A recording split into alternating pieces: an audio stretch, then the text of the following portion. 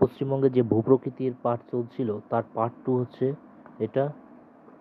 এবং আমরা দেখব এখানে পশ্চিমবঙ্গে যদি দেখি ভালোভাবে, তাহলে দেখব যে এখানে কিন্তু মরু অঞ্চলটা কিন্তু নাই। মরু অঞ্চল বাদে এখানে কিন্তু সব রকমের অঞ্চল দেখতে পাওয়া যায়। যদি এর ভূগঠনটাকে যদি আমরা ভালোভাবে লক্ষ্য করি, তো বা একে যদি ভাগ করতে যাই, তাহলে একে আমরা 3 ভাগে ভাগ করতে পারি ভূগঠনটাকে। এবং প্রথম যেটা আছে সেটা হবে উত্তরে পার্বত্য অঞ্চল, অর্থাৎ দার্জিলিং, জলপাইগুড়ি, কোচবিহার, কালিম্পং, এগুলো আলিপুরদুয়ার, এগুলো যে রয়েছে এগুলো কিন্তু রয়েছে উত্তরে পার্বত্য অঞ্চল, অর্থাৎ পশ্চিমবঙ্গের ঠিক উত্তর দিকে। তবে এখানে যে শিলিগুড়ি আছে, শিলিগুড়ি যে মহকুমা আছে ওটা বাদে কিন্তু সবটাই উত্তরে পার্বত্য অঞ্চলের মধ্যে পড়ে। এবার এখানে একটা ফটো দেখা যাচ্ছে যে পশ্চিমবঙ্গের ম্যাপ। এখানে একটা তিস্তা নদী দেখতে পাই, তিস্তা নদী। এই যে তিস্তা নদীটা বয়ে গেছে, এই তিস্তা নদীটার যেটা এই পশ্চিমবঙ্গের উত্তর অঞ্চলটায় কিন্তু দুটা ভাগে ভাগ করেছে। একটা হচ্ছে পশ্চিম দিক এবং একটা হচ্ছে পূর্ব দিক। এবং এই পশ্চিম দিকে আমরা কিন্তু দেখতে পাবো দুটো পর্বতশ্রেণী, একটা হচ্ছে সিঙ্গালীলা, একটা হচ্ছে দার্জিলিং শৈলশিরা। এবং এই যে সিঙ্গালীলা পর্বতশ্রেণী কিছু কিছু আবার পর্বতশৃঙ্গ রয়েছে, এবং দার্জিলিং শৈলশিরার কিছু কিছু পর্বতশৃঙ্গ রয়েছে। যদি দেখি তো সিঙ্গালীলা যে সিঙ্গালীলা পর্বতশ্রেণী, সেখানে সান্দাকফু দেখতে পাবো সিঙ্গালীলা পর্বতশ্রেণীতে। এবং এটা রয়েছে কি তিস্তার পশ্চিম দিকে, এই জিনিসটা মনে রাখতে, তিস্তার পশ্চিমের দিকে রয়েছে সান্দাকফু। এবং পশ্চিমবঙ্গের এটা সর্বোচ্চ শৃঙ্গ, এর উচ্চতা খুব ইম্পর্টেন্ট, 3636 মিটার। এবং এখানে রয়েছে ফালুট, সবরগ্রাম, টাংলু, এগুলো রয়েছে সিঙ্গালীলা পর্বতশ্রেণীর কিন্তু শৃঙ্গ, এগুলো পর্বতশৃঙ্গ।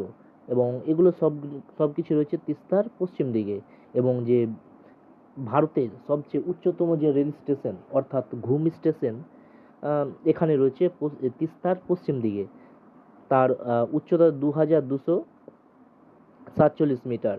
এবং বিখ্যাত যে টাইগার হিল রয়েছে সেটা হচ্ছে বিখ্যাত টাইগার হিল, এটাও রয়েছে কিন্তু তিস্তার পশ্চিম দিকে।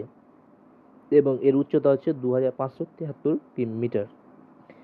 এবং এগুলো যে ফালুট, সবরগ্রাম এগুলো রয়েছে বা সান্দাকফু, এগুলো ছিল সিঙ্গালীলা পর্বতশৃঙ্গ। কিন্তু কিন্তু এখানে যে টাইগার হিলটা রয়েছে সেটা হয়ে যাবে কি দার্জিলিংয়ে যে শৈলশিরা রয়েছে, দার্জিলিং শৈলশিরার পর্বতশৃঙ্গ হচ্ছে টাইগার হিল। এবার শিলিগুড়ি থেকে প্রায় 30 কিমির মতো, 30 কিমি দূরে, 30 থেকে 40 কিমি দূরে আমরা দেখতে পাবো একটা কার্শিয়াং শহর, যাকে বলবো ল্যান্ড অফ হোয়াইট অর্চিড।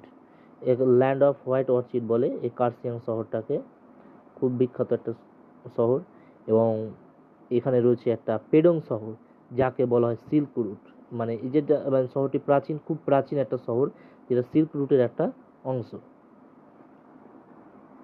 তারপর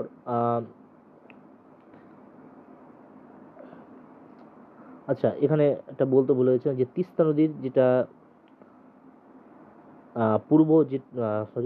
পশ্চিম দিকে রয়েছে, এখানে যে শিলিগুড়ি, এখানে কিন্তু শিলিগুড়িটা রয়েছে নিচের দিকে, কিন্তু শিলিগুড়িটাকে আমরা উত্তরে পার্বত্য অঞ্চলের মধ্যে ধরবো না।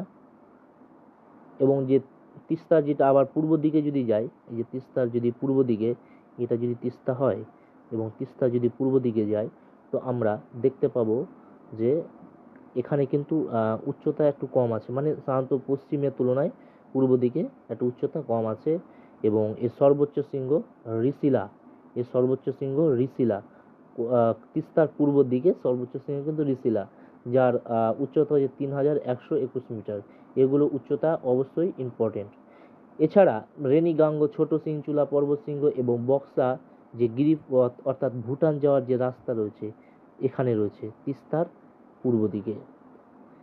এবং পশ্চিমবঙ্গের যদি মালভূমি আমরা দেখি, পশ্চিমবঙ্গের মানে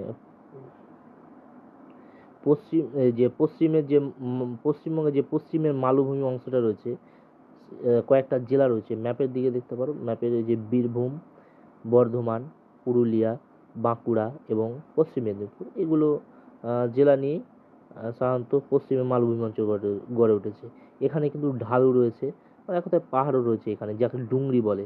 লোকালে এরা কিন্তু বলে একে ডুংরি। আচ্ছা, এখানে লেখা আছে ডুংরি বলে, এবং স্থানীয় ভাষায় এটা ডুংরি। এবং যে শিলা, যে ঢেউ খেলানো যেগুলো শিলা গঠিত রয়েছে সেটা সাধারণত গ্রানাইট এবং নিজ শিলা দ্বারা গঠিত। গ্রানাইট এবং নিজ শিলা দ্বারা গঠিত। এখানে রয়েছে পুরুলিয়া, এই পুরুলিয়াতে রয়েছে অযোধ্যা পাহাড়, এবং অযোধ্যা পাহাড়ের সর্বোচ্চ শৃঙ্গ হচ্ছে গোরগাবুরু। এবং অন্যান্য আকর্ষণীয় জিনিস রয়েছে এখানে, যেমন বীরভূমে যদি যাও তো দেখতে পাবো ওখানে উষ্ণ প্রস্রবণ দেখতে পারো। এবার বাঁকুড়া, বিহারিনাথ, শুশুনিয়া পাহাড় এগুলো রয়েছে। আজকের জন্য এটুকুই।